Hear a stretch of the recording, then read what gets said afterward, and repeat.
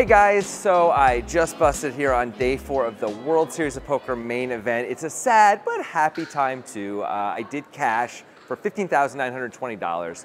But let's first talk about day 3, which was a pretty eventful day for me anyway, where I started out as the chip leader at my table with 239,000 chips, came in feeling good. I did have World Series crusher, an incredibly nice guy, Jesse Sylvia, sitting 2 to my left.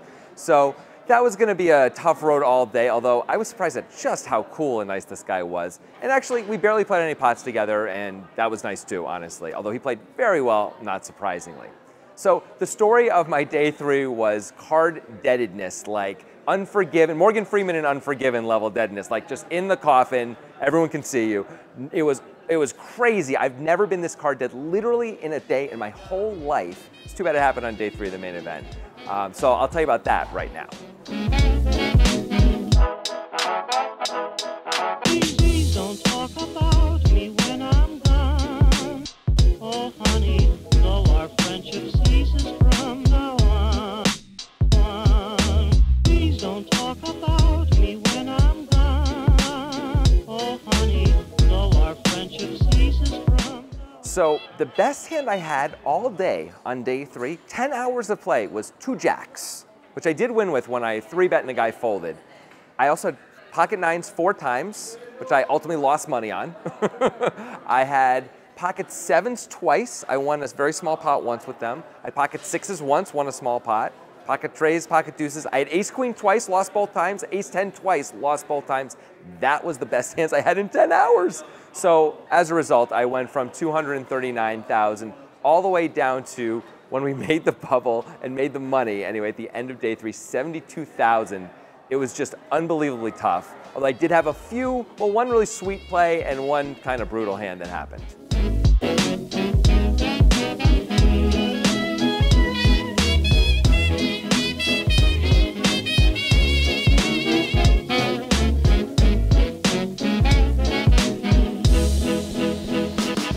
So here's the cool hand that I played, the only significant pot I won all day. Ted Lawson, who's got like $2 million in earnings, he's final table some WPTs and things like that, limps in early position. Been playing for most of the first level at this point of day 2. Never seen him limp, really never seen anyone limp. I don't know what's going on there. The small blind completes. I've got 2 red 9s in the big blind. I decide just to call because I'm confused about what's up with Ted. I'll underwrite my hand, we'll see how it goes. We can play a small pot here, it's fine. The flop is 7-3-4 with 2 clubs. So that's a good flop for 9s. The small blind checks, we're at 1,000, 2,000 blinds. I bet 3,200, feels very reasonable. Ted makes it 8,200, and the small blind folds. Now, I've already seen Ted raise top pair a lot with like no kicker and stuff, I think to find out where he is and things, I'm not sure. So it feels like a standard call, even though sometimes he's got me crushed. So I call, we're also pretty deep. We both have like 200K behind or something. The turn is an offsuit 8, and I check. He bets 10,000, small bet. I feel like, oh, I'm ahead a fair amount here. I feel like I really have to call. I also pick up a gutter, of course, so that's good. It feels mandatory. So I put in the 10,000. This is fine. The pot's not too big. The river is the 4 of clubs. So now a 6 makes a straight. There's 3 clubs out there. The board just got terrifying. I check, and Ted bets 15,000. And I am now sure that Ted is beating me. I wasn't sure before. When he bets this river and bets 15,000, I know I'm losing. But I also, there was things he did, and I just felt like he didn't really like this board either and didn't feel comfortable. He was just trying to squeeze a little bit of value out of it. So I decided I was going to punish him for that, so I raised to 42,000 with my overpair, turning it into a bluff. And he thought for a solid 7 minutes, muttering about how, oh God, you made the flush. You have to have a flush. Did you really check a flush?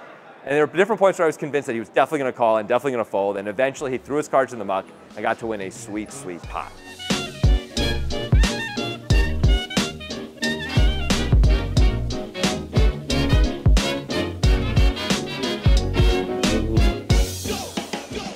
Now, one of the tougher pots I played was an early position raiser opened. I called in the cutoff with king, queen off. No one else called. The king of diamonds, and this is important. The flop was queen, jack, deuce, all diamonds. Good flop, right? Who doesn't love that flop with this hand? Oh my God, we're so strong. Now he checks. Now he might be checking because it's just all diamonds and he's checking all monochromatic boards. But he checks to me, and so I'm not exactly sure where he is. I feel like I'm ahead almost always, but I decided to check it back because a lot of times he's just going to fold because I sort of block everything I want him to have, right? Like I've got the king of diamonds, I've got a big diamond, I've got top pair. What's he going to call me with, right? There's not that many things. And he'd usually bet his nut flush draws and good hands. So I just check it back to induce, and there's nothing I'm really afraid of. Like the only bad cards are like a black ace. I guess the ace of hearts isn't so good either. So goes check, check. The turn is the 10 of hearts. So now I pick up an open ender to go with my second nut flush draw and top pair good kicker. My hand is very good. And he had raised to 7,000 because we were at 1,500, 3,000. He bets 8,500, which is a reasonable bet here with a lot of his range, including things like ace queen. I'm beating, ace jack. I'm beating most of the things he's betting with here for sure. Feels like a very standard call, very easy call, I call. Also, we can make straights, we can make flushes. We're in great shape. The river is the 9 of hearts, so we've now made a straight. And he thinks and bets 25,000. Now I'm not loving this as much because ace king does come in on the turn with Broadway. I guess he could have some weird slow played stuff. At the same point, we've got a really good hand, right? We've got the king high straight. It feels like a perfect hand to call with. And betting 25,000 sort of sucks. He's betting almost pot. It's really big, but I also have like 240,000 at this point in my stack. Feels like I just absolutely have to call a hand this strong in this spot, especially when I check back the flop. I also, with the king of diamonds, block so many things that he could have that would be a problem for me. I block big flushes. I block ace king. It feels like a very standard call. I call. He turns over the ace 10 of diamonds where he flopped the nuts, and thank the Lord neither of us bet the flop. Otherwise, I probably wouldn't have made the money. So that happened. This cut is fresh.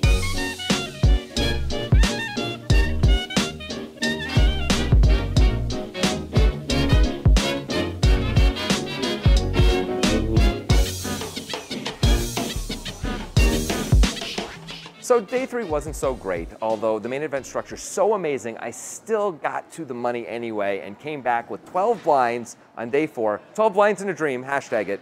I had a great table to start with, but we broke pretty quickly. I did get to shove one small blind to big when I had king 4 off and got it through, so I was still really short. I had like 11 blinds when I got moved to a much tougher table with much bigger stacks.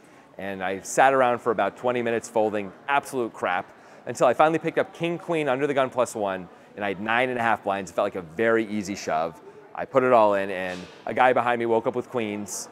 There was jack high board as it ran out, and that was that. I was out. The good news is we did make a little extra money. I wasn't trying to. I wasn't even aware of the pay jump, but it was 15,000 for the people who came back, but after the first 200 people or so busted, we went up another 920 bucks, so bam, $920 extra. I'm loving it. You know, pays for the flight anyway, and maybe some extra sprinkles on my ice cream. But that's all that happened today. I played for about an hour and basically folded every time except 2 shoves.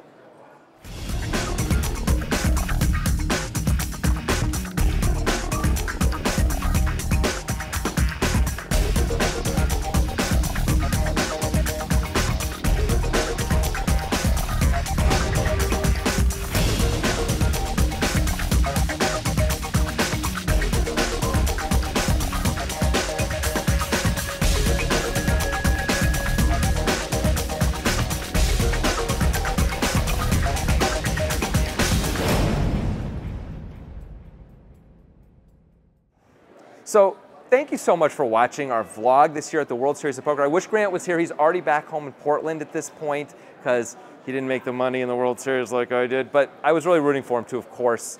And it sucks, but we really appreciate you watching. Hopefully you'll tune in next year because we're almost certainly going to do this again. We had a great time. We really loved all the feedback from you guys. Maybe we can find a way to do it during the year. Who knows? Let us know what you liked and what you didn't. But thanks for watching. We'll see you next time on The Poker Guys.